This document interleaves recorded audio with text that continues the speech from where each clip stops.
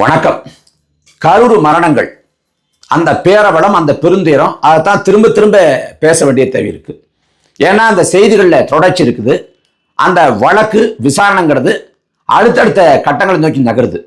இதை கடந்து போனது 41 உயிர். அந்த 41 உயிர்களுக்கான நீதியை பெற்றுத்தர வேண்டிய தார்மீக கடமை ஒவ்வொரு குடிமகனுக்கும் இருக்கு. அதுக்கு இதை பேசுபொருளாக வச்சிருக்கணும். நீதியை நோக்கிய பயணத்துல இந்த வழக்கும் இந்த விசாரணையும் நகர்கிற மாதிரி நாம தொடர்ச்சியா அழுத்தம் கொடுக்கணும். அதுல செப்டம்பர் 27ஆம் தேதி இரவு தாவேகாவோட தேர்தல் பரப்புரை கூட்டத்தில் 41 பேர் இறந்து போனாங்க. அன்னைக்கு இரவே அருணா ஜெகதீசன் ஆணையம் அப்படின்னு ஒரு ஆணையம் அமைக்கப்பட்டுச்சு திமுக அரசால. இந்த ஆணையத்தோட வேலை என்னன்னா, இந்த ஆணையம் வழக்கு போடாது, இந்த ஆணையம் கைது செய்யாது. இந்த ஆணையம் களத்துல என்ன நடந்துச்சு, ஏன் 41 பேர் இறந்து போனாங்க, அங்க ஏன் அப்படி நெரிசல் ஏற்பட்டுச்சு அப்படின்னு களத்தை ஆய்வு பண்ணி அங்க இருந்தவங்கள்ட்ட செய்திகளை சேகரித்து அங்க என்ன நினைச்சுக்கிறத துல்லியமாக ஒரு அறிக்கையாக சமர்ப்பிப்பாங்க. அதுக்கு கால அவகாசம் எடுத்துக்குவாங்க. அது 3 மாசம் ஆகலாம், 6 மாசம் ஆகலாம், ஆண்டு கணக்கில் கூட ஆகலாம். ஆனா முடிவுல என்ன நடச்சுங்கிற தகவல்களை திரட்டி அங்க நடந்த உண்மையை ஒரு அறிக்கையை தமிழ்நாடு அரசுகிட்ட கொடுப்பாங்க. அரசு சட்டமன்றத்தில் வச்சு 3 மாதத்துக்குள்ள சட்டமன்றத்தில் வச்சு விவாதிக்கணும்.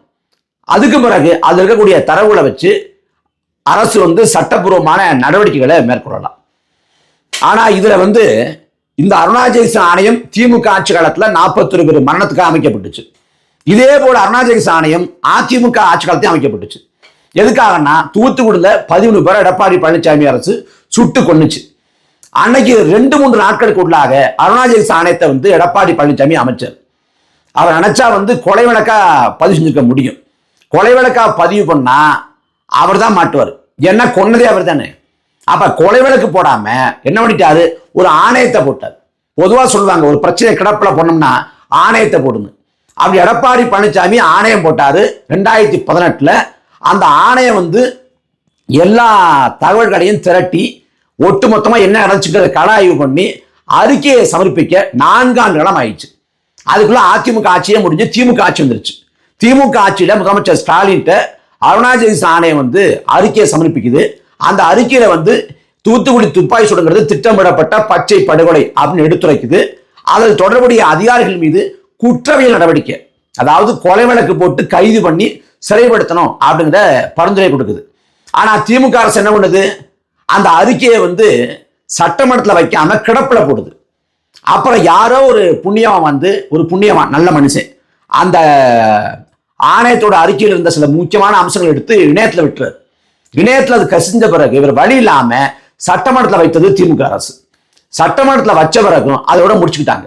அதிகபட்சமா அந்த தூத்துக்குடி துப்பாக்கி சூட்டுல பாதிக்கப்பட்ட மக்களுக்கான நிவாரணத்தை ஏற்றி கொடுத்தாங்க. மற்றபடி எவன் சுட்டு கொண்டானோ, எவன் மக்களை கொலை செய்ய உத்தரவு போட்டானோ, யாரு மீதும் எந்தவித நடவடிக்கையும் எடுக்கப்படல. அந்த அருணா ஜெகதீசன் ஆணையத்தோட அறிக்கை அப்படியே தூக்கி ஓரமா வைக்கப்பட்டுச்சு. இப்ப 41 பேர் மரணத்துக்கு மறுபடியும் அருணா ஜெகதீசன் ஆணையத்தை திமுக அரசு அமைச்சிருக்கு. இதுல ஒருவேளை நடந்த உண்மை என்ன அப்படின்னு வந்தா கூட திமுக அரசு எந்த சட்டப்பூர்வமான நடவடிக்கை எடுக்க போறது இல்லை. ஏன்னா இப்ப நடந்து முடிஞ்சு ஒரு 15-16 நாள் தான் இருக்கும்.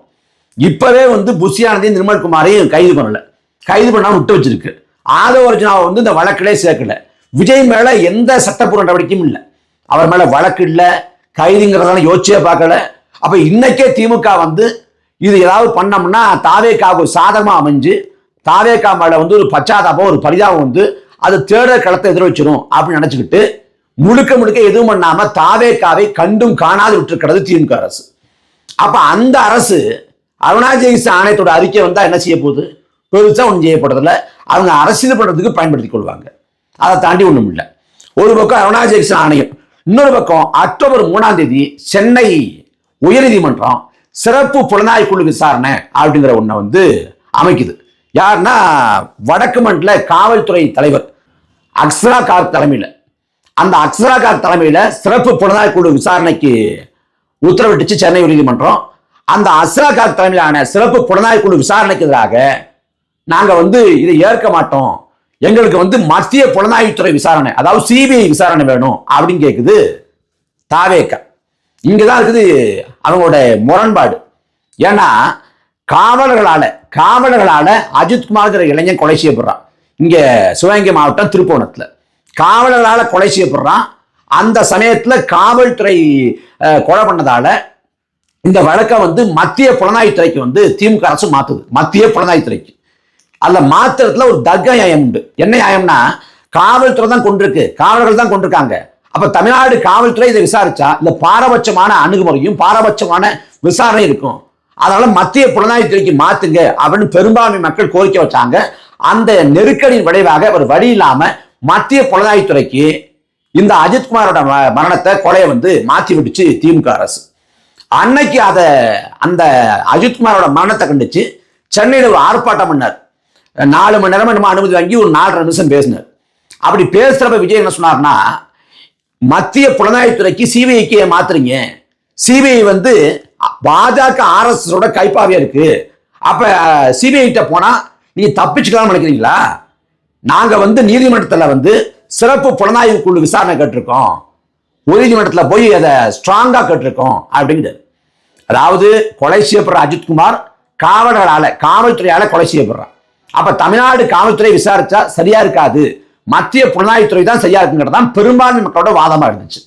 அப்படி எல்லாரும் சொன்ன பிறகுதான் காவல்துறை வந்து விசாரிக்காம புலனாய்வுத்துறை மத்திய புலனாய்வுத்துறை விசாரிக்கும் அப்படின்னு கைமாற்றி விடுது திமுக அரசு.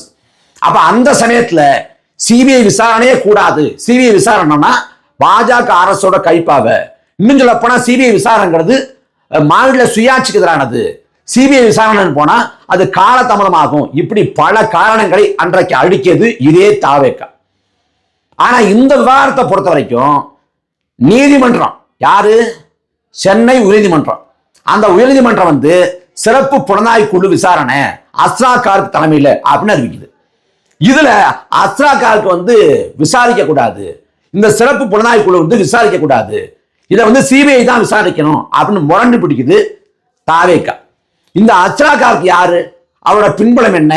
அவர் வந்து ஏதாவது குற்றச்செயல் ஈடுபட்டிருக்காரா, இல்ல அவரோட விசாரணை முறைகளில் கரும்புள்ளி இருக்கா அப்படின்னு பார்த்தா உண்மையிலேயே இது வரைக்கும் அறிஞ்ச வரைக்கும் ஒரு நல்ல அதிகாரி அப்படின்னு சொல்றாங்க.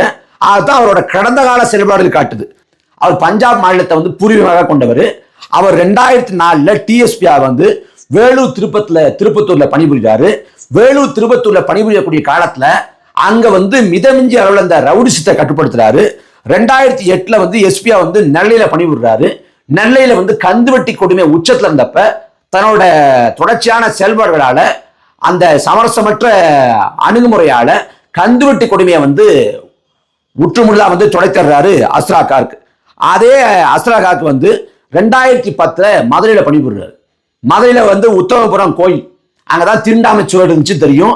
அந்த உத்தமபுரம் கோயிலுக்குள்ள வந்து ஒடுக்கப்பட்ட ஆதி தொழில்குடி மக்கள் போக முடியாத நிலைமை இருந்துச்சு.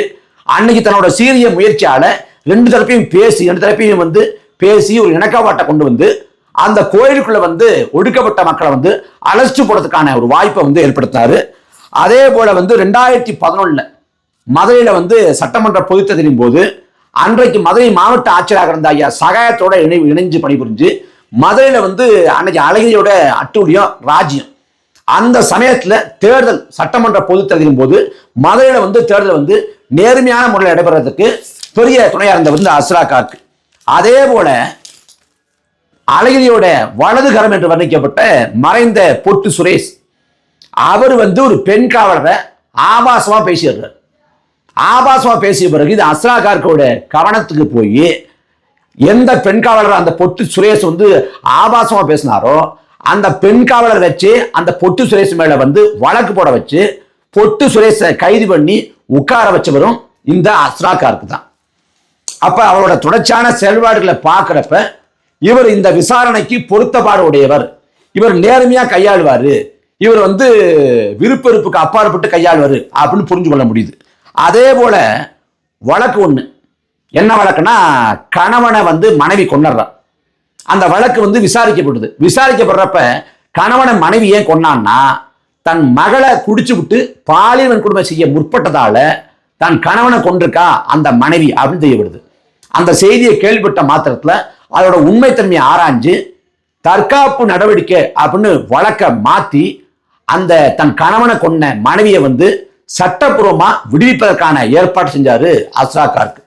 அதே போல வந்து தேனியில வந்து ஒரு சிறுமிக்கு வந்து கச்சைவியால பாதிக்கப்பட்ட நோயாளியை திருமணம் செய்ய முயற்சி வந்தப்ப அதை தடுத்து நிறுத்தி அந்த சிறுமியை காப்பாத்தினவரும் அஸ்ராக்காருக்கு தான். தர்மபுரிக்கு இடமாற்றம் செய்யப்பட்டப்ப அங்க கிட்னி திருட்டு, அதே போல பெண் சிசு கொலை எல்லாம் இருந்தப்ப அதை தடுத்து முறியடிக்க களத்தினவரும் அஸ்ராக்காருக்கு தான். இப்படி அவரோட கடந்த கால செயல்பாடுகளை பார்க்கிறப்ப ஒரு நல்ல அதிகாரி அப்படின்னு என்ன தோணுது. நாளைக்கு ஒரு தப்பு பண்ணாருன்னா தாராளமா விமர்சிப்போம், தாராளமா எதிர்ப்போம். ஆனா கடந்த கால செயல்பாடை பார்க்கிறப்ப ஒரு நல்ல அதிகாரி அப்படின்னு தோணுது. அப்ப அந்த அஸ்ராக்காருக்கு தலைமையில இந்த சிறப்பு புலனாய்வு குழு விசாரணை பண்றதுல தாவேகாவுக்கு என்ன தயக்கம்? அஸ்ராக்காருக்கு கண்டு ஏன் வந்து விஜய் பயப்படுறாரு, இவ்வளவு தயங்குறாரு? மத்திய புலனாய்வுத்துறை விசாரணைக்கு போகணும் அப்படிங்கிறது. மத்திய புலனாய்வுத்துறை என்ன அப்படி கட்டுறாங்க? இப்ப நீங்களே சொல்றீங்க அது பாஜக RSS கைப்பாவையா மாறிச்சுட்டு. அதே போல நாடு முழுமைக்கும் விசாரணை அமைப்புகளை மத்திய புலனாய்வுத்துறை, வருமான வரித்துறை, அமலாக்கத்துறை போன்ற விசாரணை அமைப்புகளை வச்சுக்கிட்டு தான் கட்சிகளை, எதிர்கட்சிகளை, ஆளுங்கட்சிகளை வந்து ஆட்டி படைக்குது பாஜக. அப்ப அந்த பாஜகவின் கரங்களில் இருக்கக்கூடிய மத்திய புலனாய்வுத்துறைக்கு எதற்காக இந்த வழக்கை கைமாற்றி விட வேண்டும்? எதற்காக இவ்வளவு துடிக்கிறாரு? அது என்ன கூத்து அப்படின்னா, சிபிஐ விசாரணை கேட்டிருக்கிறாங்க தாவேகா. அந்த வழக்கோட விசாரணையோட தீர்ப்பு வந்து நாளைக்கு வரப்போகுது. அதாவது தமிழ்நாட்டில் வந்து சென்னை உயர்நீதிமன்றம் சொன்ன சிறப்பு விசாரணை குழு விசாரணையா இல்ல மத்திய புலனாய்வுத்துறை விசாரணையாங்கிறது நாளைக்கு தெரிஞ்சிடும்.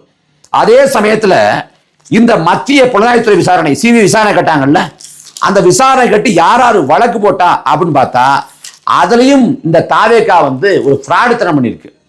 ஏன்னா இந்த போக்குவரத்து இந்த கூட்ட நெரிசல்ல இறந்து போன சந்திராங்கிற ஒருத்தரோட ஒரு அம்மாவோட கணவர் செல்வராஜ் வந்து சிபிஐ விசாரணை வேணும் அப்படின்னு உச்சநீதிமன்றத்தில் மனு போட்டிருக்கதா செய்தி.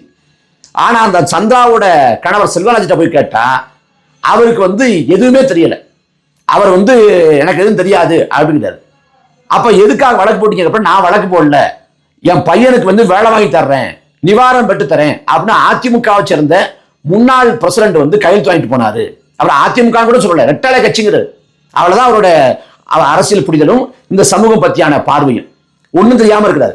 அவர் வந்து உச்சநீதிமன்றம் போற அளவுக்கெல்லாம் வலிமை வாய்ந்தவர் கிடையாது.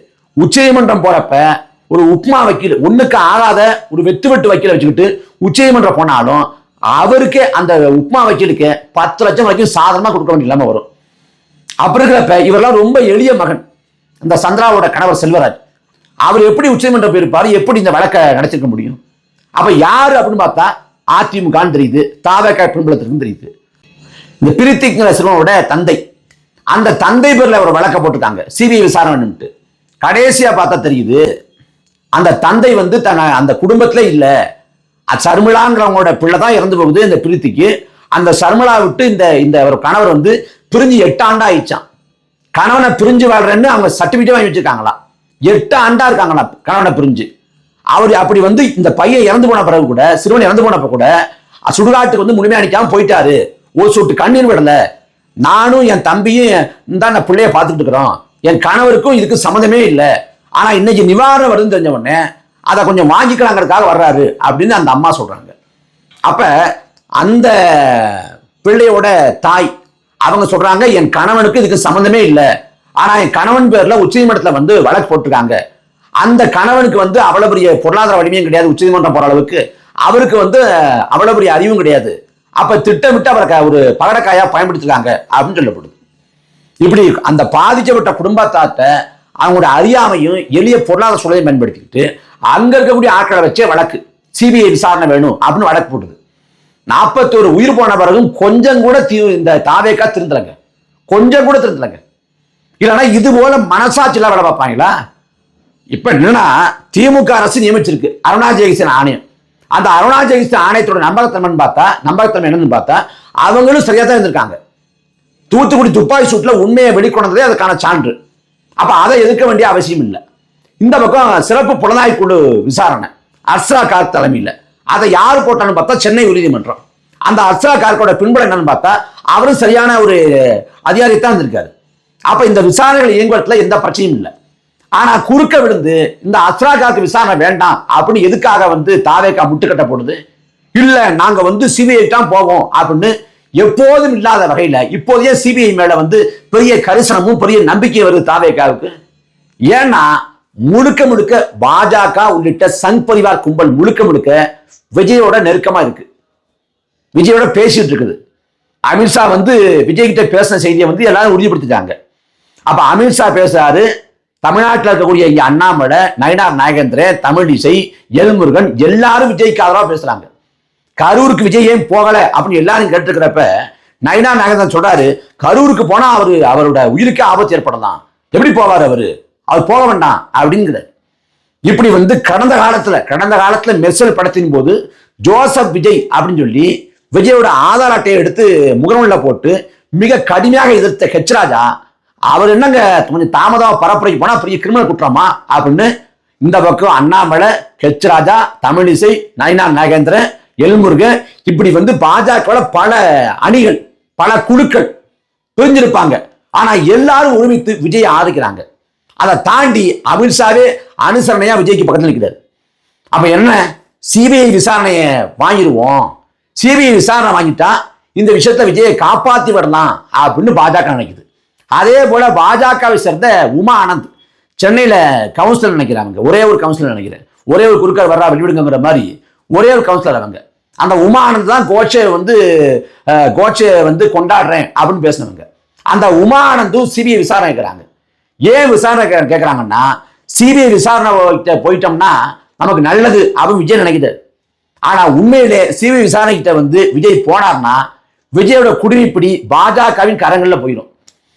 அவன் இந்த சிபிஐ விசாரணையை காமிச்சு விஜயை வழி கொண்டு வந்துருவான். எப்படி, என்டிஏ கூட்டணி கொண்டு வந்துருவான். நாங்க அதிமுக கூட்டணி வைக்கிறது பிரச்சனை இல்லை, ஆனா பாஜக இருக்கக்கூடாது அப்படின்னு முடி நிபந்தனை போட்டாங்க. இப்ப அப்படி எந்த நிபந்தனையும் போட முடியாது. பாஜக அதிமுக உள்ளடக்கி அந்த கூட்டணிக்குள்ள விஜய் இழுத்து கொண்டு வந்துருவாங்க. அப்ப விஜய் தர்ம சங்கடமான சூழல்ல மாட்டிக்கிட்டார். Very delicate position. ஏன்னா அஸ்ராகார் தலைமையிலான அந்த சிறப்பு புலனாய்வு குழு விசாரணைக்கு போனாலும் விஜய்க்கு சிக்கல், சிபிஐ விசாரணைக்கு போனாலும் விஜய்க்கு சிக்கல். அப்ப எப்படி பார்த்தாலும் அவர் மாற்றது உறுதி. அதான் அரண்டு போயிருக்காரு. 16-17 நாட்கள் ஆன பிறகு கூட வீட்டை விட்டு வெளில வரல. அப்படிப்பட்ட ஒரு கட்சி. அதாவது நியாயமா என்ன பண்ணிருக்கா, விஜய் வந்து 41 மரணத்துக்கு பிறகு பனையூர்ல வந்து இறந்து போனவங்க படத்தை வச்சு அவங்களுக்கு வந்து மலர் வணக்கம் செஞ்சிருக்கணும். தமிழ்நாடு முழுக்க நினைவந்த நிகழ்ச்சி நடத்துங்க அப்படின்னு சொல்லியிருக்கணும். அதே போல இரங்கல் தீர்மானம் போட்டிருக்கணும். பாதிக்கப்பட்ட குடும்பத்தாரை பார்த்து, அவங்க வீட்டுக்கு போய் குடும்பத்தாரை பார்த்து அவங்க வீட்டில் இருக்கக்கூடிய அந்த இறந்து போனவங்க படத்துக்கு மலர் வணக்கம் செலுத்தி ஆதரவு 4 வார்த்தை சொல்லி அவங்களுக்கு தேற்றி அவங்களுக்கு நிவாரணம் கொடுத்து, என்னோட அலைவேஷனை வச்சுக்குங்க, இல்ல என்னோட உதவியாளரோட அலைவேஷன் வச்சுக்குங்க, எப்ப வேணாலும் கூப்பிடுங்க, ஒரு பிள்ளையா வந்து நான் உங்களுக்கு உதவுவேன், இந்த குடும்பத்தை செய்ய வேண்டிய கடமையை செய்வேன் அப்படின்னு வாக்குறுதி கொடுத்துருக்கணும். ஆனா எதுவும் செய்யல. குறைந்தபட்சம் சிபிஐ விசாரணை வேணும் அப்படின்னு கேட்கறாங்கன்னா, அந்த நியாயம் இருக்குன்னு அவங்க உணர்றாங்கன்னா தமிழ்நாடு முழுக்க சிபிஐ விசாரணை கேட்டு அவங்க ஆர்ப்பாட்டம் செஞ்சிருக்கணும். எதுவும் செய்யல. வீட்டுக்குள்ள போய் முடங்கிட்டாங்க. கட்சியின் பொதுச்செயலாளர் எங்க போனாலும் தெரியல. அப்படிப்பட்ட ஒரு கட்சியா இருக்குது. அப்ப நாளைக்கு வந்து சிபிஐ விசாரணை நடத்தப்படுமா இல்ல வந்து சிறப்பு புலனாய்வு குழு விசாரணை நடத்தப்படுமாங்கிறத உச்சநீதிமன்றம் சொல்லிடும். இதுல யாரு செய்ய போறா அப்படிங்கிறத நாளைக்கு சொல்லிடுவாங்க. அந்த சிறப்பு புலனாய்வு குழுக்கு போனாலும் பிரச்சனை, சிபிஐக்கு போனாலும் பிரச்சனை. எப்படி பார்த்தாலும் நாளைக்கு வரப்போற தீர்ப்பு விஜய்க்கு பாதகமான ஒண்ணுதான்.